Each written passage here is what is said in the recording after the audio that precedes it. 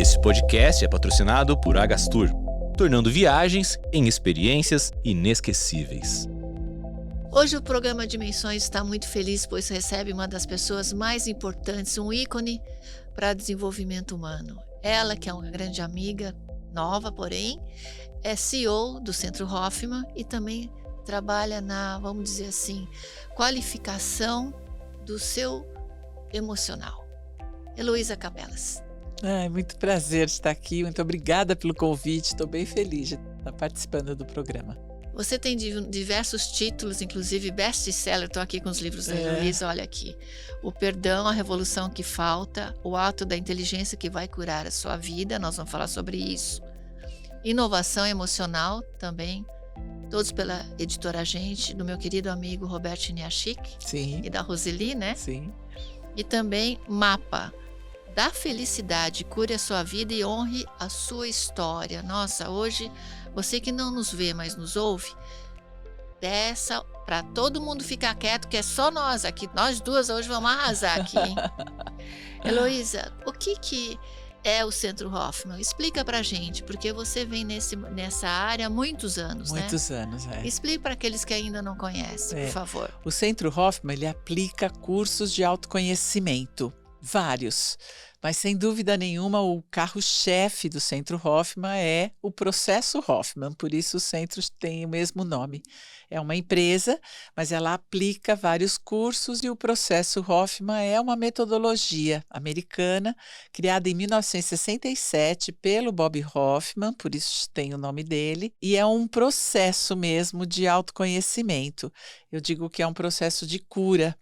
É uma metodologia que tem começo, meio e fim, tem uma duração de 7 dias, é uma imersão, as pessoas ficam num retiro, né? Hoje ele acontece em Cabreúva, em São Paulo. A gente fecha o hotel para o grupo estar lá nesses 7 dias. Elas ficam sem contato nenhum com o mundo externo, então a gente recolhe celular, iPad, computador, não tem televisão, não tem jornal. Eu brinco com os alunos que não tem nem sinal de fumaça, não pode nada. Os portões do hotel fecham e a gente fecha o grupo e por 7 dias as pessoas têm a oportunidade de passar a vida limpo. Numa metodologia, é uma combinação de técnicas terapêuticas subentrantes. Então, termina uma, começa a outra prepara para outra técnica e que a outra prepara. Então, eles ficam nessa metodologia imersos pelos 7 dias. Então, o café da manhã, o almoço, o jantar, os lanches, dormir, tudo faz parte da metodologia. Né? Essa metodologia trabalha também com outros terapeutas? Ou, nós somos um grupo, né? Grupo nós temos uma equipe. Certo. Eu fui formada pela Marisa Tami e pelo Bob Hoffman. A Marisa Tami é do Brasil e o Bob Hoffman vinha para o Brasil muitas vezes. Faz 27 anos que ele morreu e eu estou há 33. Como é que começou na sua vida? Nossa, começou com a minha vida bem atrapalhada. Dizem que a gente muda pela dor e pelo amor, e pelo amor eu ainda não vi ninguém mudar, né? A gente tem sempre um tranco na vida para dar ir para frente. Para ir para frente. Eu tive uma filha deficiente mental, tenho ainda, felizmente. Ela tinha 1 ano e 8 meses, quando ela teve a primeira convulsão, primeira crise convulsiva. Até hoje ela não tem diagnóstico, a gente nunca soube o que aconteceu com a cabecinha dela, mas ela, 2 meses depois da primeira crise, um mês depois, eu estava grávida de 7 meses, quando ela teve a primeira crise, ela tinha 1 ano e 8 meses, ela era uma criança tão encantadora, tão fácil, tão gostosa, que a gente se animou em ter um próximo filho rapidamente. Eu era muito jovem, eu tinha só 25 anos quando a Beatriz nasceu, mas com 27 já nasceu a Estela. E quando eu estava grávida de 8 meses, sem conseguir diagnóstico, sem acertar remédio, sem conseguir fazer com que ela parasse de convulsionar, ela entrou em estado de mal epilético, isto é, ela ficou em coma e hemiparética, o lado direito todo dela paralisou. E ela era destra. Então, hoje ela usa o esquerdo, mas o esquerdo não é o lugar dela, né? Ela ficou 7 dias no hospital, foi tudo muito difícil. Ela, primeiro do coma, ela foi devagarinho voltando, saiu do hospital sem diagnóstico, sem ninguém saber o que fazer com ela e muito esquisita. E que idade então ela estava Ela nessa? tinha 1 ano e 9 meses. Nossa, que judiação, né? Fofucha. E aí, quando ela tinha 1 ano e 10 meses, a Estela nasceu. Então, Olha. eu tinha uma menina que convulsionava sem parar, uma recém-nascida, um marido médico pediatra, um cientista, um Olha. estudioso, que não sabia o que fazer, porque a gente não achava o que ela tinha. Nós pesquisamos por 5 anos e nós nunca achamos, até desistir, dizer, ok, desse jeito, vamos ver o que a gente faz com isso. Hoje ainda a gente não sabe o que fazer com isso. De um modo geral, se uma criança acontece isso, imagine há 40 anos atrás, era muito mais complicado. Lógico. E por sorte, hoje eu digo que é por sorte, aqui na época não era exatamente isso que eu dizia, mas a minha segunda filha, que tem só 1 ano e 10 meses de diferença da Beatriz, no primeiro ano de vida dela, a Beatriz convulsionava 20 vezes por dia. Era de hora em hora. Poxa. E foi esse ano que ela foi perdendo as habilidades. Claro que o coma foi importante, a hemiparesia foi importante, mas ela só saiu esquisita. A gente ainda não sabia o que tinha acontecido na cabecinha dela. Mas como as crises não paravam e elas eram de hora em hora por 1 ano seguido, ela foi perdendo, né, como se fritando os neurônios, ela foi endurecendo o sistema nervoso dela, foi ficando... Aí sim é que ela saiu da escola normal, aí é que ela foi perdendo mesmo as habilidades. E foi crescendo uma menina com uma deficiência intelectual bem importante. Então, ela não tem movimento motor, então ela nunca passou da garatuja, né, na alfabetização. Ela aprende muita coisa, mas ela não aprende nada organizadamente. Sei, do né? jeito dela, ela aprende. Então, alfabetização, papel, caneta, nada disso foi possível. A gente foi insistindo até, acho que os 15 anos dela. Depois vamos trabalhar outra coisa, vamos fazer outra coisa, né? Mas eu tinha, nesse período, elas eram pequenininhas, eu tinha uma menina, então, que tinha uma deficiência intelectual grave, importante, e que não parava de convulsionar. Era muito complicado dar autonomia para ela, porque a gente tinha que estar sempre muito perto para ela não correr risco de queda, né? E eu tinha uma menina que era gênio. Olha só que desafio. Que missão. Foi danadíssimo, né? Porque eu não sabia o que fazer nem com uma nem com outra. Nem eu, nem ninguém. Não é que eu particularmente, mas eu particularmente era a mãe das duas. Sim. E achava que eu tinha que salvá-las de alguma forma, e principalmente a Beatriz. E nessa tentativa de dar para ela tudo o que ela merecia, todos os tratamentos, tudo que tinha no mercado, todo o tratamento espiritual, o tratamento físico, o tratamento emocional, quer dizer, tudo que eu podia oferecer para essa criança. Fui em todos os templos, fiz todas as simpatias, eu fui muito dedicada. Isso quando a gente quer um objetivo, a gente eu sei, porque eu fiz exatamente isso para poder engravidar. A gente faz um checklist, né? Tudo que me mandavam fazer, como ninguém sabe nada, tinha um monte de palpiteiro. E todos os palpites que me davam, eu dizia, bom, de repente é isso, né? Eu sempre falava para o meu marido, ele muito bravo, porque é um cientista, né? Não era para fazer tudo que eu fazia, essas simpatias todas não tinham o menor sentido. E ele brigava muito comigo e eu dizia, olha, é o seguinte, na vontade de Deus, água com açúcar cura. E se de repente eu tenho que dar água com açúcar para ela, então eu vou dar. Então, se alguém me mandou fazer alguma coisa, eu vou fazer. Porque de repente esse é o caminho, né? Mas isso foi desorganizando muito a nossa vida. Eu fui me perdendo no caminho, eu tinha uma vontade louca de curá-la, de salvá-la. Claro que a Estela ficou um pouco mais esquecida, né? É normal. A outra foi muito olhada. A minha relação de casamento eu estava completamente perdida, né? Porque nós tínhamos pensamentos opostos, eu brigava muito com ele, eu sempre fui uma pessoa muito brava, muito dona da verdade, eu ia fazer, eu ia acontecer, e não sabia que eu estava no meu inconsciente só repetindo o meu aprendizado infantil, né? Eu só estava ali tentando salvar minha vida e a vida das crianças. Perdi relacionamentos, meus irmãos já não queriam mais saber de mim, os amigos já estavam mais afastados, porque eu também só tinha problema, né? e brigando com todo mundo e vou fazer mesmo, eu faço, eu aconteço, isso é bem chato de conviver com pessoas assim. Quando estava bem ruim, alguém, uma mulher maravilhosa, perguntou se eu conhecia o processo Hoffman. Eu disse que não. Ela me deu um papel e disse: ó, vai lá ver, porque para mim foi muito bom. Como eu já tinha feito E foi no tudo Brasil isso? no Brasil. Já era no Já Brasil. era no Brasil, ele chegou aqui no Brasil em 72 e já era na época 90, em 1990, quando eu soube do processo. A Beatriz é de 82, então eu já estava nessa confusão aí e eu já tinha feito tudo, né? Eu aceitava Lógico. qualquer opinião, eu dizia ok. Não, eu falei, fora que bom, você tinha esperança em qualquer coisa que melhorasse. esse aqui eu não fiz. E ela disse que era para mim. Porque você está muito desgastada, você vai precisar te salvar, senão você não vai conseguir cuidar da sua filha. E foi um chamamento, eu falei, puxa, cheguei em casa, eu não tinha dinheiro, era muito caro, naquela época custava $6.000. Aí eu falei pro meu marido e ele disse, bom, se você parar de me mandar embora, eu pago. E assim nós começamos, eu fui fazer o processo sem saber o que era. Era mais uma tentativa, era uma coisa que disseram que ia me fazer bem e, consequentemente, fazer bem para as crianças. Eu falei, eu vou lá ver. E era do mesmo perfil, você se isolava? Igual, era igual. A única coisa é que naquela época não existia celular, Entendo. né?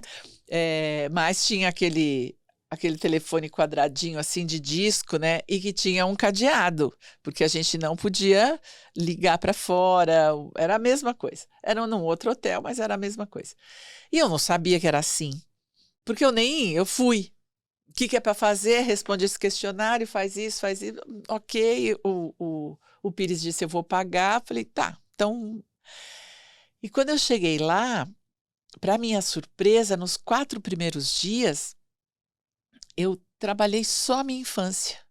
Olha a importância que nós vamos falar sobre isso, né? Só como eu me transformei na pessoa que eu me transformei. Era essa a pergunta. O que aconteceu na sua infância? O que você entendeu dela? Quais foram as verdades que você trouxe de lá? Quais as suas crenças? Quais os seus limites?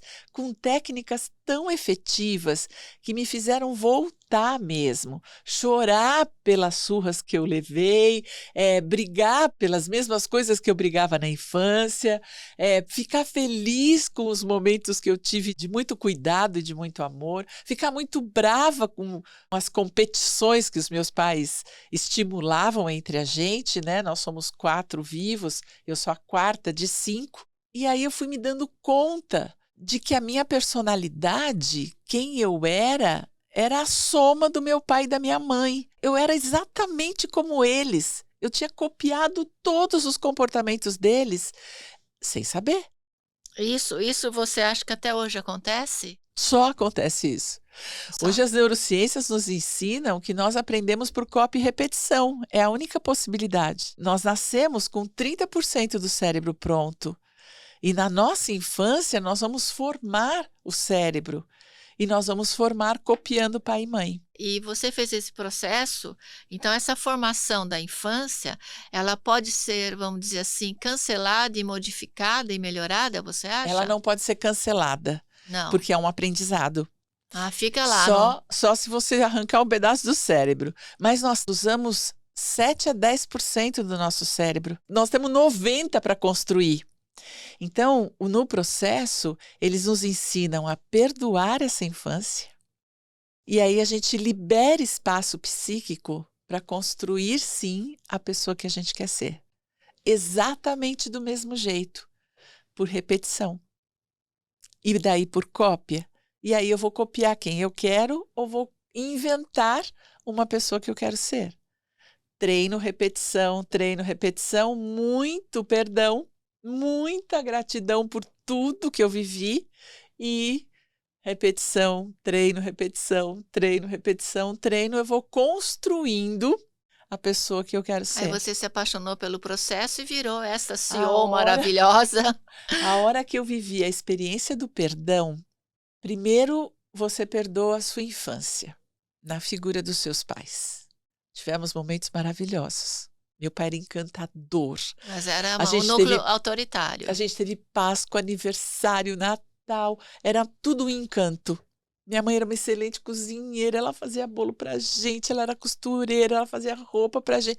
Foi tudo maravilhoso, mas foi tudo ruim, né? Porque a gente tem a mãe boa e a mãe má, o pai bom e o pai mau. Porque eu tinha muita raiva, eu não queria ser como eles. O meu pai era tão mandão, tão autoritário, ele judiava da gente, a minha mãe era tão brava. A gente teve momentos difíceis e eu não queria ser que nem eles. E eu estava fazendo exatamente a mesma É coisa. o que nós chamamos de repetição de padrão. É. Então, Sem eu perceber. que a música Como os Nossos Pais, de Elis Regina.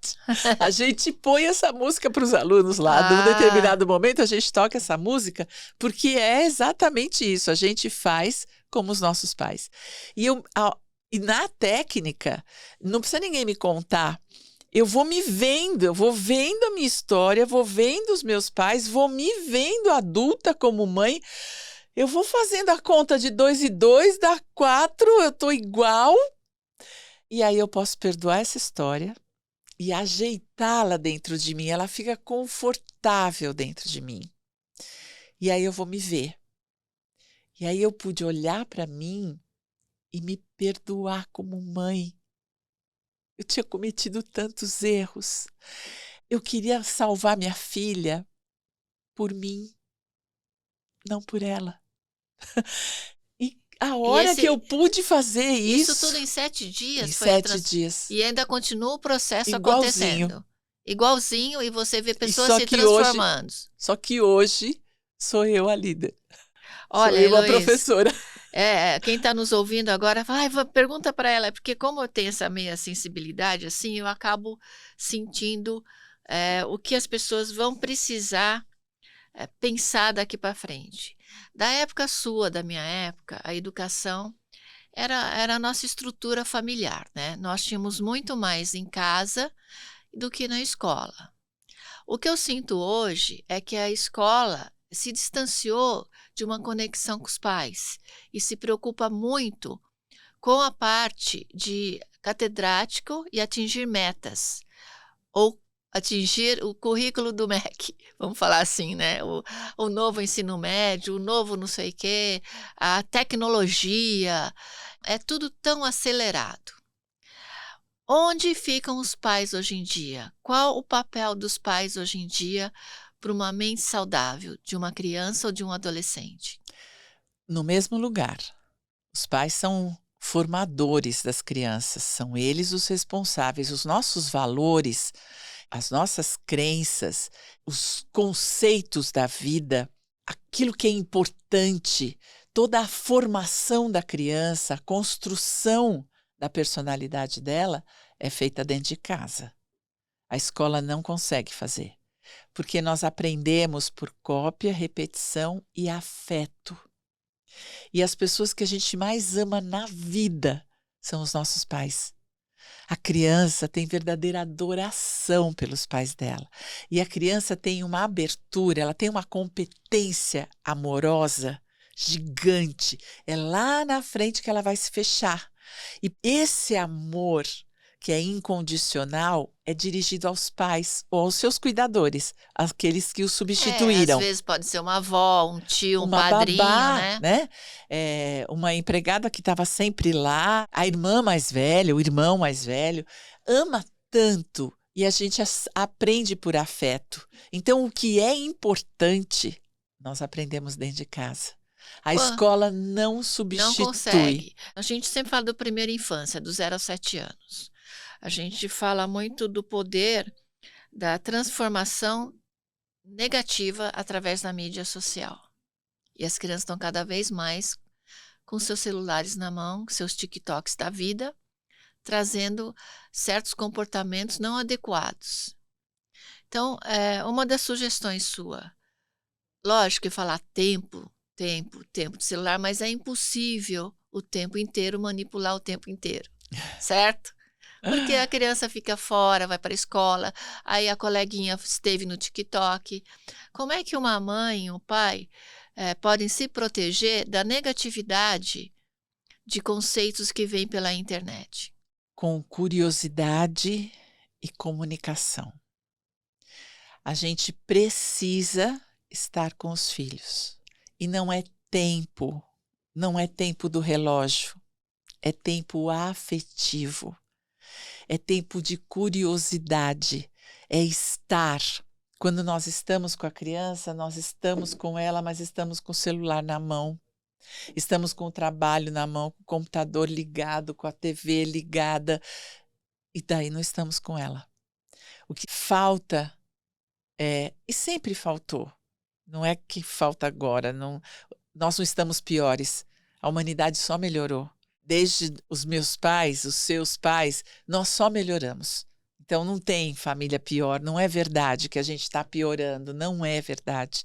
Nós somos muito melhores hoje. Falta tempo afetivo, presença. São 5 minutos com meu filho. 5 minutos eu não tenho nada para fazer a não ser estar com ele. Isso faz uma diferença na vida da criança, porque ela conta com aquele momento afetivo. E ela vai construir o caráter e a personalidade dela com aquele afeto. Heloísa, o crescimento do suicídio pré-adolescente, adolescente, está assim muito feio, né? Eu até li ontem no jornal, mais de 6%, mais no Brasil e nas Américas até do que em outros países do mundo. É. O que falta para essa criança? O que acontece? Por exemplo, Deus me abençoou, meus filhos, nós somos muito ligados, mas qual a comunicação que falta dessa criança que talvez esteja sofrendo um bullying na escola, esteja se sentindo como uma criança falou em gravação, me chamam de esquisito. O que falta para os pais perceberem o que está acontecendo com essa criança? Autoconhecimento. Como as crianças aprendem por cópia e repetição, elas estão aprendendo esses pais ausentes. Eles estão ausentes deles e ausentes do lar. Tudo é mais importante, né? A mídia nos trouxe essa coisa muito para fora. A gente fica olhando para fora. E na nossa infância, nós aprendemos a olhar para fora, porque como eu aprendo por cópia, eu preciso ficar muito atento àqueles grandões que estão me educando, que estão me amando, que estão me dando comida, que estão me aquecendo, estão me mandando dormir, estão me pondo na escola. Eu fico muito ligada. Então, meu treino é olhar para fora. E a mídia faz exatamente isso, né? Muita gente estudando e muita gente boa. Como é que eu faço anúncio para provocar endorfina nas pessoas? Porque é ela que vai me viciar no celular. Então, tem todo um estudo atrás do celular para que você se vicie no celular, né? Para você ficar com ele, porque a endorfina vai te dar prazer. E se você tem falta aqui dentro, falta aqui, isso aqui compensa. Ou na ilusão, é como um viciado. É como se o crack compensa, a maconha compensa, a bebida compensa, a ginástica compensa, a meditação compensa, tudo que é vício compensa a falta. O celular também. E aí as pessoas ficam cada vez mais para fora e menos em contato consigo mesmo e com a criança. A criança está aprendendo a fazer isso, fica cada vez mais para fora, menos em contato com ela mesma e com os pais, e vira um círculo vicioso danado de ausência, uma sensação de não ter importância. E não pertencer. De não pertencer. E quando esse não pertencimento acaba, pelo que eu ouvi na gravação desse último fato, público aí de um colégio particular, a criança não mencionou em nenhum minuto problemas com o pai. É como se não existisse a figura, o pai e a mãe. Ele mencionou a relação dele com os colegas de escola. Isso. E é isso que está faltando, é a conexão dos pais com os filhos. De perceber que essa criança talvez estivesse na escola que não era dele, né? Porque não é isso, não é a escola que é boa. Né? É o sistema que serve para o seu filho e que pode não servir para um, né? E pode servir para o outro. Esse sistema não estava abraçando essa criança e a família não percebeu. porque nós estamos tão fora que é uma escola boa, é uma escola cara, é uma escola de alto nível, é uma escola... Outro dia, conversando com uma pessoa, ela falou assim, mas eu trabalho para dar a melhor escola para o meu filho. E aí eu disse para ela, é a melhor ou é a mais cara? É. Porque a gente está fazendo essa relação e está dizendo a mais cara é a melhor. Será que ela é a melhor para o seu filho, para a personalidade dele, para o jeitão que ele é, do jeito que ele gosta? Você sabe o que ele gosta? Você sabe que ele tem um jeitão?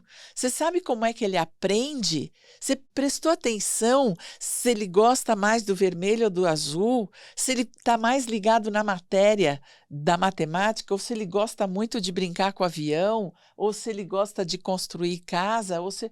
Você prestou atenção? Então, está faltando essa atenção, esse afeto. A gente está deixando para a escola. E a escola não tem, ela não é para isso, ela não tá forma em outras personalidade. coisas. Olha, isso é muito importante. Forma personalidade pai e mãe. Eu vou até repetir, vocês estão ouvindo? Vou falar. O que forma a personalidade de uma criança? Pai e mãe. É isso que falta. É o pai ausente, é a mãe que morreu, é a avó que cuida, é a babá. Isso, família, casa, para onde eu volto, cria a personalidade da criança. E não tem papai, mamãe e filhinho, não precisa ser isso, porque a vida é tão dinâmica. Hoje nós temos famílias mosaicas, né? Então, a mamãe que tem outro marido, é o papai que tem outra esposa, que tem outro irmão, que tem outro filho. Mas está todo mundo prestando atenção em todo mundo? É família. A mamãe morreu, é família. Tem a vovó que está cuidando, tem a tia que adotou, tem a irmã mais velha que ficou, tem o pai que está dando conta, tem o pai que casou e tem a madrasta. Não importa como é a constituição, não existe constituição certa de família. Existe presença de família, que nós estamos perdendo. Como na nossa época. Vamos lá, eu estou fazendo 68 anos, né? Então... faz tempo, né? A gente brincava na rua. Eu comentei isso com os meus filhos outro dia. Eu estou escrevendo um livro que eu estou dizendo às crianças saíram da rua para ir para os consultórios médicos. Quem curava era a cuspe de pai e mãe. Hoje é tarja preta. Então, está faltando presença. A gente entrou numa necessidade de ter e de fazer e de ter. Eu vou dar tudo que eu não tenho, tudo que eu nunca tive. Não, você nunca teve amor. As crianças estão sendo muito cobradas. Daqui a pouco nós vamos entrar nos adultos também, que eu tenho umas coisas aí. Para os casais, inclusive. O adolescente hoje, 12, 13, 14 anos, está muito sendo cobrado nas escolas do que ele quer ser profissionalmente. Qual a sua opinião? A minha filha, gênio, ela vai muito bem, obrigada. Ela está na Inglaterra, ela continua gênio, ela é genial lá. Ela é uma cientista social, ela trabalha com violência doméstica. Nossa, ela foi. A minha filha deficiente mental hoje mora numa moradia assistida. Ela também está muito bem cuidada, muito tratada, ela está adequadíssima aos limites dela. E depois do processo Hoffman, eu tive 2 filhos. Então, em 10 anos de diferença, o Rodolfo nasceu. Então, a Estela tem 40 e eu tenho o Rodolfo de 30, que é um jornalista. Ele é um comentarista esportivo, mas ele é ator. E vira e mexe, ele fala assim, mãe, ainda não sei. Eu ainda não sei. Que idade ele tem? 30. Então, como é que vão pedir para as crianças decidirem que elas querem ser? Ele fez 2 faculdades, está tudo na área dele, porque ele é social, comunicativo. Então, ele fez rádio e TV, depois ele fez jornalismo. Está ali, né, no caminho. Mas ele fala assim, mas ainda estou meio perdida, ainda não sei exatamente se é isso, se é... Vai, mas pode ser que não. Eu falo, cara, dá tempo. Eu construí minha carreira a partir dos 50 anos. Depois que a Beatriz tinha 25 anos. Então, concluindo... Então dá tempo, não precisa... Um recado para os pais. Não precisa pedir com 17 anos que ele... Você já sabe que você quer ser médico, filho? Não sabe. Tem crianças que sabem. O pai dos meus filhos, com 4 anos de idade, dizia que ia ser médico. O Rodolfo, quando ele era pequenininho, a brincadeira dele era vender ingresso para os shows. Depois ele fazia os ingressos, ele cortava papelzinho, ele vendia os ingressos para a gente, ele ficava na portaria, tudo invenção dele. Ele recolhia os ingressos, fazia todo mundo sentar E daí ele ia para o palco, tudo imaginação, ele ia para o palco para fazer a apresentação. Ele tinha 4 anos de idade, ele ia ser ator? Pois é, ele é ator. Então, as crianças falam, sem falar.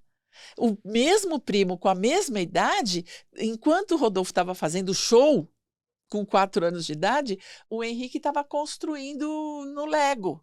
Heloísa, Então, a gente tem que prestar atenção nas crianças. Elas vão dizer, mas não precisa cobrar. então Eu quero, comecei assim, com 50 anos, resumindo gente, para os pais, assim, fala o quê? Quando o pai está cobrando uma criança, uma mãe... precisa saber o que você quer, não.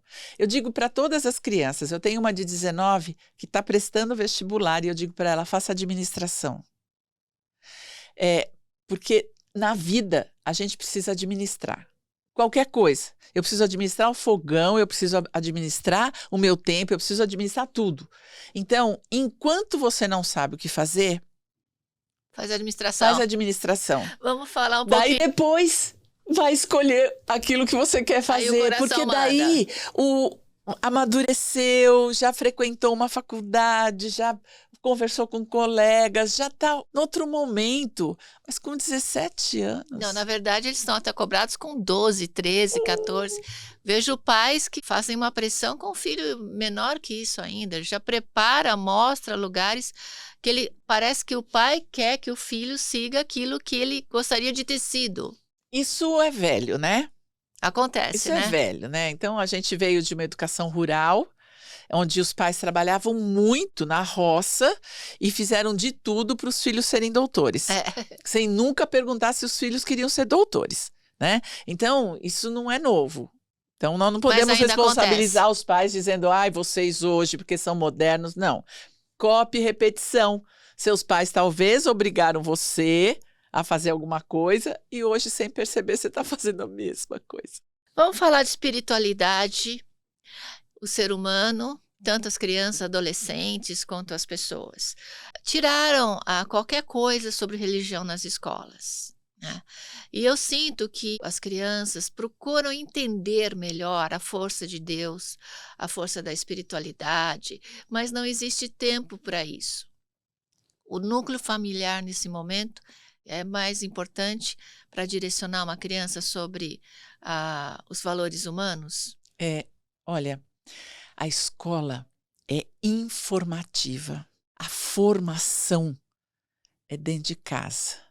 Então, religião, sexo, dinheiro, saúde, descanso, trabalho, família, são valores de pai e mãe.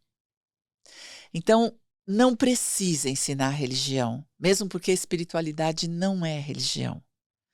O Bob Hoffman vai dizer que a espiritualidade é uma inteligência nossa e que essa inteligência nos conecta. Espiritualidade é conexão e não importa a doutrina, importa a sua conexão. Consagrado. Eu e você, conectadas, estamos conversando com os nossos espíritos, sem religião, né? Seja lá o que você acredite. Se eu não acreditar em nada, se você acreditar em tudo, nós estamos conectadas. Eu estou conectado com o meu cachorro, eu estou conectado com o meu filho. Agora, essa família, esse sistema familiar tem uma religião, ele tem o compromisso e a obrigação de formar essa criança nessa religião. Depois, quando ele for grande, se ele não quiser, se ele se interessar por outra, se ele quiser estudar, se ele quiser, é problema dele. Mas enquanto ele é criança, eu sempre digo isso, eu obrigo o meu filho a ir na escola. Eu escolho a escola que ele vai, não é ele que escolhe, sou eu que escolho. Porque eu decidi, eu, pai e mãe, decidi que essa é a melhor escola para ele. Esse sistema familiar está fazendo isso, pois esse sistema familiar deve obrigá-lo a ir na igreja se eu vou na igreja, deve obrigá-lo a ir no centro espírita se eu vou no centro espírita, deve obrigá-lo a ir no centro de Umbanda se essa é a minha crença. Essa família precisa conversar sobre sexualidade com essa criança, precisa falar sobre drogas com essa criança, precisa falar sobre trabalho, precisa falar sobre dinheiro. Isso são valores. E valor só dentro de casa, não é na escola. Valor é dentro de casa. Então, eu preciso de tempo? Preciso. Eu preciso, preciso. Então, assim, era muito chato, domingo de manhã eu tinha que ir na missa com a minha mãe. Tinha. A sua mãe vai na missa todo domingo? Pois ela tem a obrigação de levar os filhos. Agora, se ela não vai, Heloísa, vamos falar um pouquinho dos nossos queridos adultos nessa nova lindos, os que estão fase? tudo atrapalhadinho Você que tem experiência de mais de 30 anos convivendo no seu com processo os adultos. Hoffman, com os adultos, com a criança que está lá dentro daquele coraçãozão, que não se organizou, acabou se organizando.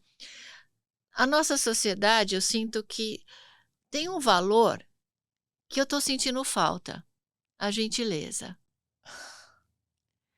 Não sei se as pessoas estão mais pragmáticas, estão mais, como você falou, sem tempo, ou elas esqueceram quanto bem faz para um coração ser Elas estão gentil. mais aqui, né? Elas estão mais para Egóicas. dentro, né? Para dentro. Você acha que isso é decorrente da evolução ou faz parte de cada um? Porque ainda tem muita gente gentil, mas as pessoas estão intolerantes no trânsito, estão intolerantes no dia a dia, na sua família. As gentilezas eu às vezes posto, falei, gente, tô com falta de gentilezas, né? Com uma mulher, eu tive uma vez num cafezinho aí de esquina, eu tinha 2 pessoas, 2 homens sentados na mesinha, já tinham acabado de comer, eu pedi meu cafezinho, meu pãozinho de queijo, nenhum dos 2 se dignou a perguntar se eu gostaria de sentar. O que acontece?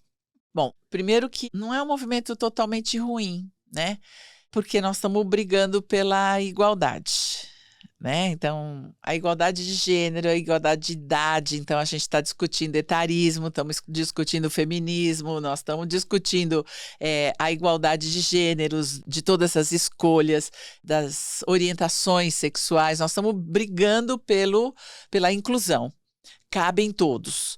A sociedade precisa caber todo mundo. Nós não podemos ser um bando de privilegiados, né? Isso é velho. E a gente tem uma parte que está brigando por isso. Faz parte dessa briga dizer, nem estou te reconhecendo diferente de mim, nem como velha, nem como mulher. Então, é o caminho Então, que vai... eu não acho que você precise de uma deferência, porque eu não estou te reconhecendo diferente. Não estamos tudo no mesmo barco, não somos trabalhadores, você não está cansado, eu também estou cansado, você não está... Então, tem um tanto de que é bom, né? Já que cabe todo mundo, por que eu, que sou mulher, tenho que ter... Mas a gentileza como um todo, não só entre homem e mulher, a gentileza como ser humano mesmo. Isso de é verdade. ajudar o próximo. Isso é verdade. Solidariedade. Eu acho que a pandemia fez um mal danado, né? A gente foi ficando muito, muito introspectivo, muito cuidando da vida da gente, porque nós não podíamos mais cuidar da vida do outro, então a gente foi cuidando da vida da gente e viu que deu certo, né? Então virou meio que salve-se quem puder. Se conversa menos, né? Se olha menos no rosto das pessoas. Hoje, até as festas de aniversário, até os encontros dos amigos diminuíram muito, essa coisa de convidar para ir em casa. A casa, tal, diminuiu mudou bastante, muito, né? Muito, muito. Eu converso com as pessoas, eu falo assim, antes tinha tanta gente na minha casa, hoje tenho preguiça. Essa coisa da preguiça, né? De que deu certo, essa coisa de ir pro restaurante, não, vamos pedir comida aqui, vamos falar com fulano, não, vamos mandar um WhatsApp.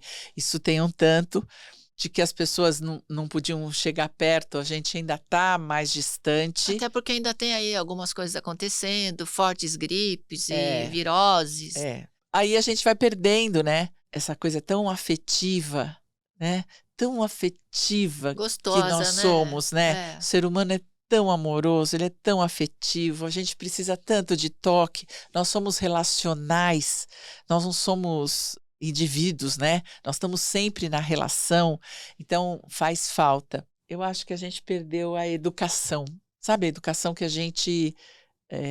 A cultura, né? Isso. Quando a gente carregava a sacola da velhinha, quando ela vinha da feira, eu fiz muito isso. A minha mãe sugeria que a gente...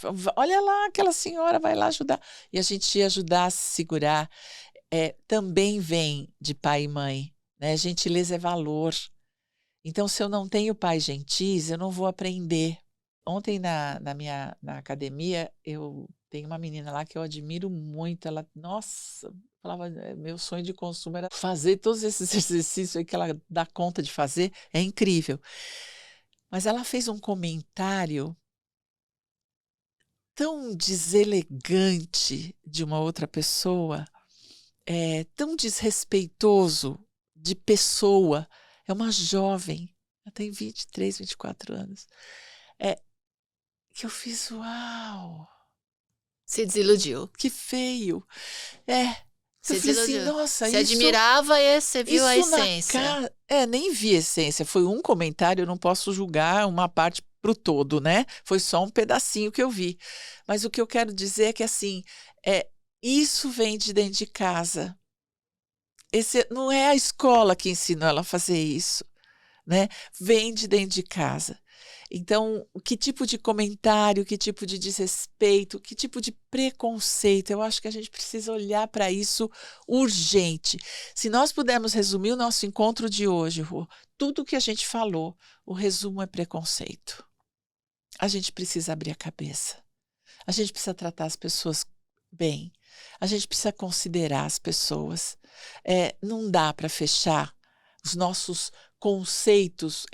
Como eu vou falar para você, porque essa menina não, ela fez um comentário, eu não sei o que ela eu não a conheço, é só um pedacinho, que só me fez refletir, puxa, que pena, que coisa desrespeitosa de falar, da onde vem essa educação, né? Eu só pensei nisso, da onde vem esse aprendizado, porque ela só aprendeu. Ela aprendeu a ser assim, ela aprendeu esse comentário, que esse comentário não tem, e ela falou assim, para alto, todo mundo Natural. ouviu. Então, eu falei assim, então isso faz Enraizado. parte. Ela aprendeu, isso faz parte. Então, a gente precisa abrir espaço para a amorosidade.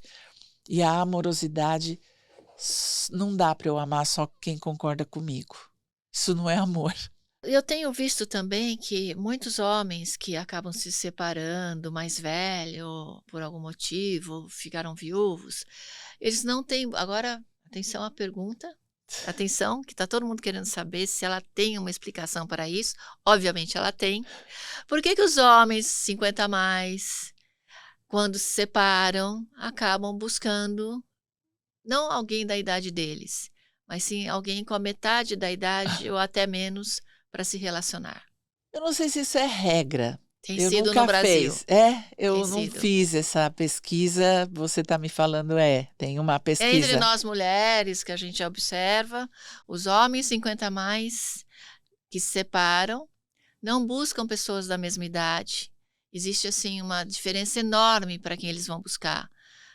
O que falta neles? Autoestima. Que a separação ou a viuvez destruiu ainda mais. E estar com uma jovem, né, estar com o sexo feminino ou estar com um parceiro de um modo geral mais jovem, devolve para ele a juventude e dá a ilusão de que ele vale a pena. Então, é só uma questão de carência e autoestima que ele precisa arrumar. Primeiro dentro. Gente, a saída é autoconhecimento. Tudo se cura se você se cura. Então, vou te dar uma dica, você que está nos ouvindo, você que é mais velho, eles chamam de sugar daddy até, né? Algumas moças chamam. Brincadeiras à parte, faça o processo Hoffman, que você vai ver em mulheres mais velhas a mesma alegria que você vê em mais jovem. Agora, se é amor, amor não tem idade. Mas eu acho que só para melhorar, vamos dizer assim, a sua autoestima, procure, na verdade, alguém com mais essência. Não, para melhorar a sua autoestima, procure você. Em primeiro lugar. Porque você é o amor da sua vida. Vou te mostrar o livro agora aqui, bem bonitinho, aqui, diretor, olha. Que você até falou, olha, o primeiro foi o mapa da felicidade. Eu escrevi o mapa da felicidade há 12 anos. Esse é ao concurso, embora o perdão seja o mais procurado, como as pessoas querem perdoar, o mapa da felicidade é o meu primeiro, né? Viver a verdade, agradecer sempre, sorrir, livre da raiva, me valorizar mais, ter mais positividade. Dica, hein? A inovação emocional. Gente, inovar é fazer algo que nunca foi feito. Nós estamos exatamente nesse momento, né? Agora é a hora de inovar. Agora a gente tem que salvar o planeta. E para salvar o planeta, eu preciso primeiro me salvar. Eu primeiro preciso reciclar quem eu sou, para depois partir aqui no Inovação, eu falo demais de reciclagem. E por fim, o perdão, a revolução que falta. Se nós aprendêssemos o perdão, a humanidade estaria salva. Agora nós vamos falar da Heloísa. Heloísa. Opa! Opa! Uma saudade. Uma saudade Isso. do meu pai. Um arrependimento. De ter sido muito brava com as minhas filhas. Eu fui tão tiranossaura quanto meu pai foi. Então você repetiu o padrão. Igualzinho. Como os nossos pais. Com os pequenos não, porque daí eu já tinha feito o processo Hoffman, né? Mas as mais velhas penaram na minha mão.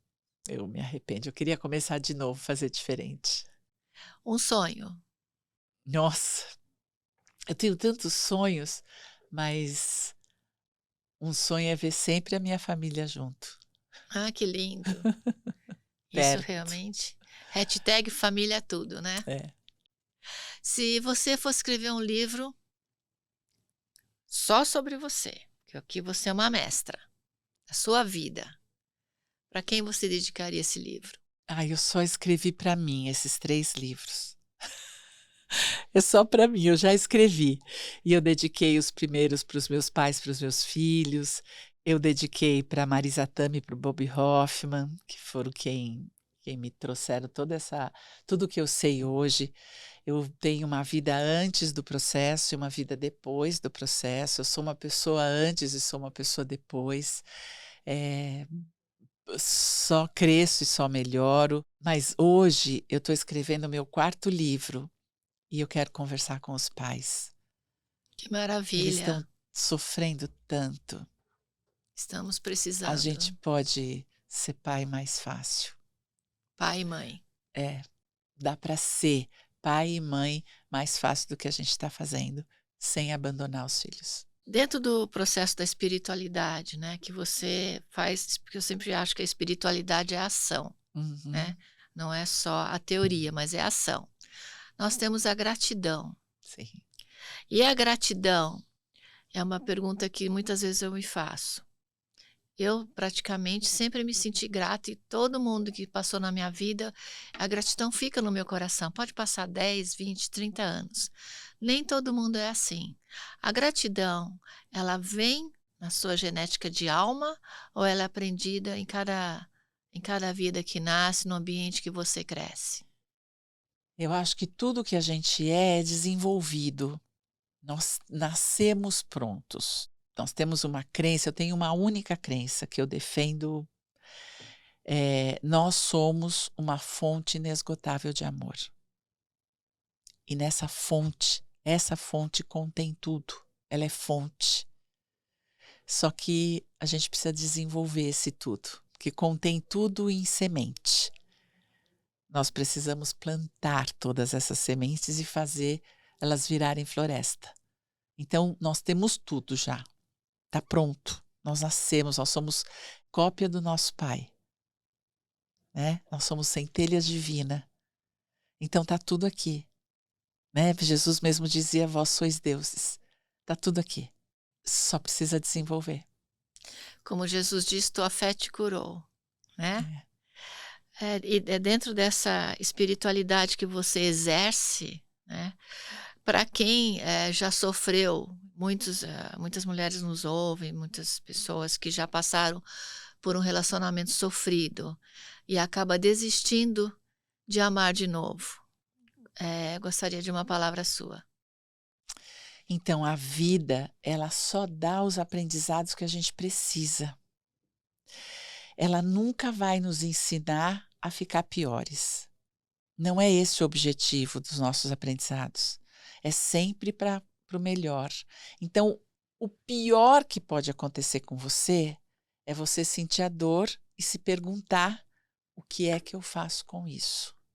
Eu poderia ter ficado uma pessoa deprimida, desistente e acreditando que eu não era filha dileta do meu pai. E eu escolhi aproveitar a deficiência da Beatriz e transformar em história, transformar em metáfora para ajudar as pessoas. Então, as traídas, as machucadas, as violentadas, as e os podem transformar toda dor em amor. Tudo pode ser perdoado. Eu não sei se as pessoas merecem perdão. Não sei, porque não é o meu departamento, né? Só quem pode decidir são esferas superiores, não sou eu.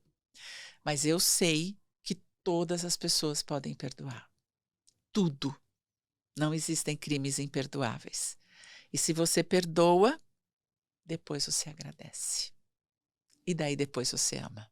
O perdão é um exercício de convivência ou não? Você Não. pode perdoar e não ter que conviver, que acho que isso tira muitas dúvidas das pessoas. É que assim, reconciliação não é perdão.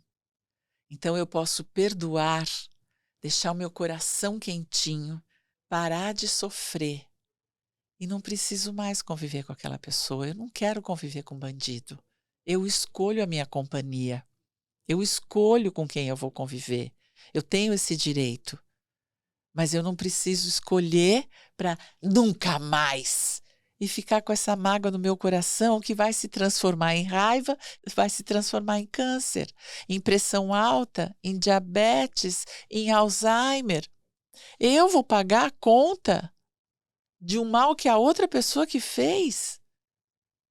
Eu digo, gente, isso é burrice, por isso que perdão é uma questão de inteligência. Eu solto, meu coração fica limpo. E eu não quero mais conviver. Simples assim. E não tem nada demais nisso, né? Nada. É nada. sua paz, né? É sua Eu não paz preciso interior. mais conviver com pai de filho. Eu não preciso mais conviver com pai e mãe. Eu não preciso conviver. Eu escolho, eu sou gente grande. Ou eu tenho livre-arbítrio. Mas enquanto eu estou magoada, eu não tenho livre-arbítrio nenhum. O outro está mandando em mim. Porque é o outro que está decidindo o que é que eu vou sentir. E eu estou com muita raiva do outro. Ué, é ele que mandou eu ficar com raiva dele? Ele que fez? Então eu estou na mão de quem? A vítima está sempre na mão do algoz. Não! Sai desse papel de vítima. Sai desse lugar. Deixa o algoz continuar ali e você muda o caminho da sua vida. Vai andar em outra rua. E agora, depois dessa maravilhosa abertura de mente sobre o perdão, né? Agora você entendeu, né? Você pode perdoar, mas não tem que ficar lá Não, com a ex-sogra, com o ex-marido lá sendo agredida. de jeito nenhum. Vai viver sua vida. Um recado para os nossos ouvintes telespectadores. Ali, a câmera. Deixa eu falar uma coisa para vocês. Eu vou repetir isso sempre. Você é uma fonte inesgotável de amor. Só falta você acreditar. Porque já tá pronta. Você nasceu assim. Vai se ver. Autoconhecimento vai fazer você descobrir isso. Serviu para mim, serve para todo mundo. Obrigada, Elô. Obrigada. Muito obrigada mesmo. Eu que agradeço. E lembre-se, como ela falou, né? A verdadeira espiritualidade é ação. Amor, perdão, gratidão no seu dia a dia. E Moacir Franco tem uma música muito linda que eu gosto muito. E diz, felicidade começa com fé. Até o próximo programa. Que lindo.